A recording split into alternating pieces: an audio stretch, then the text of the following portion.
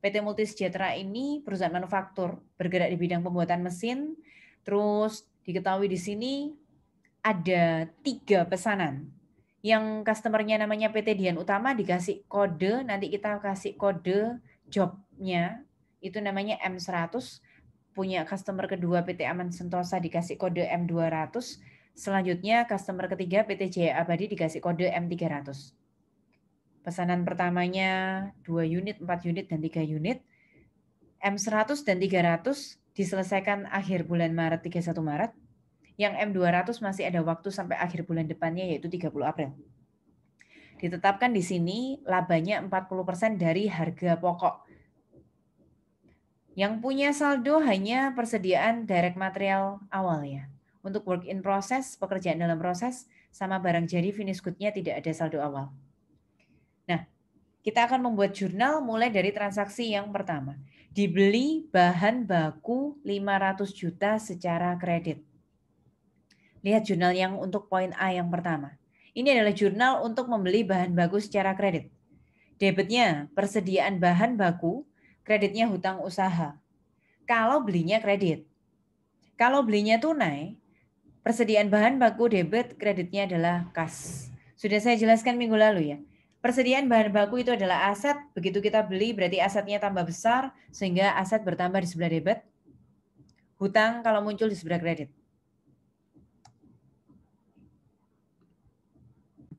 Berikutnya poin yang B. Kita akan membuat jurnal pemakaian bahan baku. Diketahui data pemakaian bahan baku seperti ini.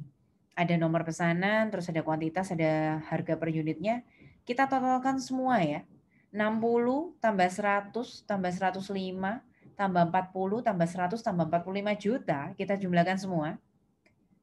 Totalnya nanti 450 juta rupiah. Jurnal pemakaian bahan baku langsung. Debitnya work in process atau pekerjaan dalam proses, kreditnya persediaan bahan baku. Kok bisa? Kalau kita olah, lama-kelamaan yang tadinya masih mentah atau bahan baku mentah, itu sudah jadi barang setengah jadi. Barang setengah jadinya aset semakin bertambah, letakkan di sebelah debit. Bahan bakunya dipakai berkurang. Bahan baku itu tadi juga aset berupa bahan bakunya berkurang di kredit, yang nambah namanya pekerjaan dalam proses, barang setengah jadinya. Poin C. Kalau yang poin B tadi kan pemakaian bahan baku langsung, hati-hati ya. Kalau yang C itu pemakaian bahan baku tidak langsung. Pemakaian bahan baku tidak langsungnya tidak bisa ditelusuri per pesanan. Jadi nggak tahu 100, 200, 300-nya identik butuh berapa, kuantitasnya itu sulit ditelusuri.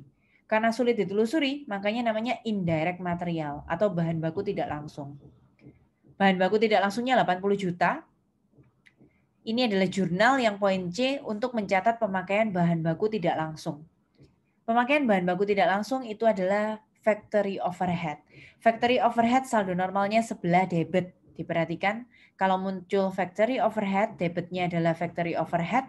Kemudian kreditnya, karena kita lagi menggunakan bahan baku itu aset, asetnya digunakan, berkurang, maka letakkan di sebelah kredit. Jadi debitnya factory overhead, kemudian kreditnya persediaan bahan baku. Berikutnya setelah bicara tentang biaya produksi yang pertama yaitu bahan baku langsung, berikutnya kita juga bicara kita butuh biaya produksi berupa tenaga kerja langsung. Nah, dari formulir waktu kerja atau time ticket tadi bahasa Inggrisnya, kita bisa tahu ya, untuk memproduksi pesanan M100, 200, 300, kita butuh berapa jam kerja itu kalau di total 17.150.000. 17.150.000 itu kalau di jurnal, debitnya adalah pekerjaan dalam proses atau work in process, kreditnya salary payable, hutang gaji. Jadi, penggunaan tenaga kerja langsung itu membuat barang kita semakin dari bahan baku mentah semakin berubah jadi setengah jadi. Sehingga aset berupa persediaan setengah jadi, pekerjaan dalam prosesnya bertambah di sebelah debit.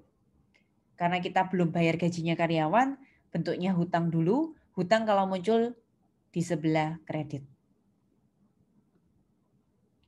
Jadi setelah ada direct material, direct labor, biaya produksi yang selanjutnya yaitu factory overhead, FOH.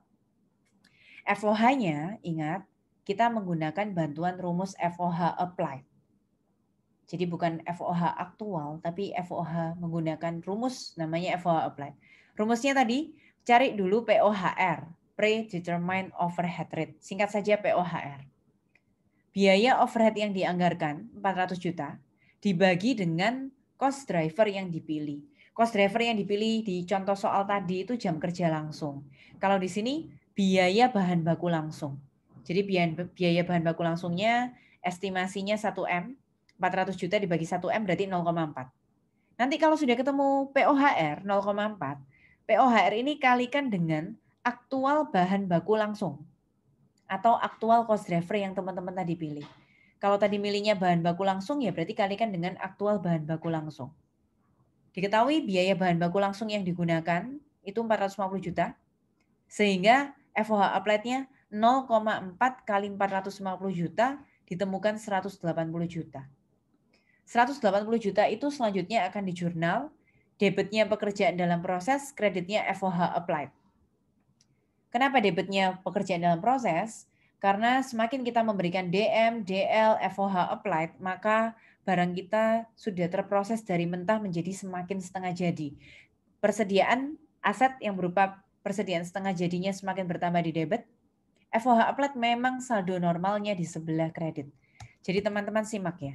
Kalau ketemu FOH yang ada di debit, itu pasti FOH aktual. Kalau FOH-nya di kredit, itu pasti FOH applied. Kalau mau nulis FOH di kredit, jangan lupa kasih imbuhan applied. FOH yang di kredit itu namanya FOH applied. FOH applied itu yang berasal dari rumus POHR dikali aktual cost driver tadi. Selanjutnya, data-data berikutnya ada juga data biaya lain-lain. Kita akan mengkategorikannya ya. Contoh yang pertama ada biaya listrik, air, telepon. Tapi karena ini semua terjadinya sudah diberi keterangan pabrik, maka listrik, air, telepon pabrik itu ya FOH. Supervisor, project leadernya pabrik berarti itu FOH. Depresiasi peralatan pabrik juga FOH. Tagihan biaya maintenance atau pemeliharaan peralatan pabrik itu juga FOH. Perlu kalian simak, FGHI itu punya jurnal sendiri-sendiri. Jadi bukan karena ini FOH, terus semuanya jurnalnya sama, tidak loh ya. Jadi FOH itu jurnalnya bisa beda-beda, tergantung yang kita bicarakan apa. Untuk listrik, air, telepon, kalau kita sudah bayar, itu artinya kita sudah keluar uang kas, maka debitnya biaya overhead, kreditnya kas. Tapi kalau kita masih ngutang, berarti debitnya biaya overhead, kreditnya hutang usaha gitu boleh. Lanjut lagi. Yang G, untuk supervisor, gajinya project leader, kalau sudah bayar, biaya overhead kas. Tapi kalau ini ceritanya masih dicatat ya, belum ada keterangan kata-kata bayar, ini masih harus dibayar, berarti masih belum bayar. Maka kreditnya masih hutang gaji. Kemudian khusus mengenai penyusutan atau depresiasi, hati-hati. Kreditnya harus accumulated depreciation atau bahasa Indonesianya akumulasi penyusutan. Terus karena ini biaya pemeliharaannya sudah dibayar, berarti kreditnya kas. Kalau belum dibayar berarti hutang. Nah itu teman-teman harus perhatikan. Jadi tidak semua biaya overhead itu jurnalnya sama. Debitnya sama biaya overhead, tapi kreditnya menyesuaikan kejadian soalnya. Semua jurnal tadi itu sudah dikumpulkan, nanti kita akan step by step Excel aja ya. Kalau di sini nggak seberapa kelihatan, intinya teman-teman harus menghitung biaya produksi ini atau alias harga pokok produksi. Ini dapat dari DM, dapat dari pemakaian bahan baku langsung ini teman-teman. Pemakaian bahan baku langsung 450.000. Terus penggunaan tenaga kerja langsung 17.150. Sama FOH applied 180.000. Teman-teman nanti dapatkan itu 450.000, 17.150 sama 180.000-nya dari DM tambah DL tambah FOH applied. Itu yang kita sepakati menjadi total product cost atau total biaya produksi. Nanti kalau ada data WIP awal kurangi WIP akhir, ditambah finish good awal kurangi finish good akhir, baru bisa jadi COGM, selanjutnya jadi COGS ya.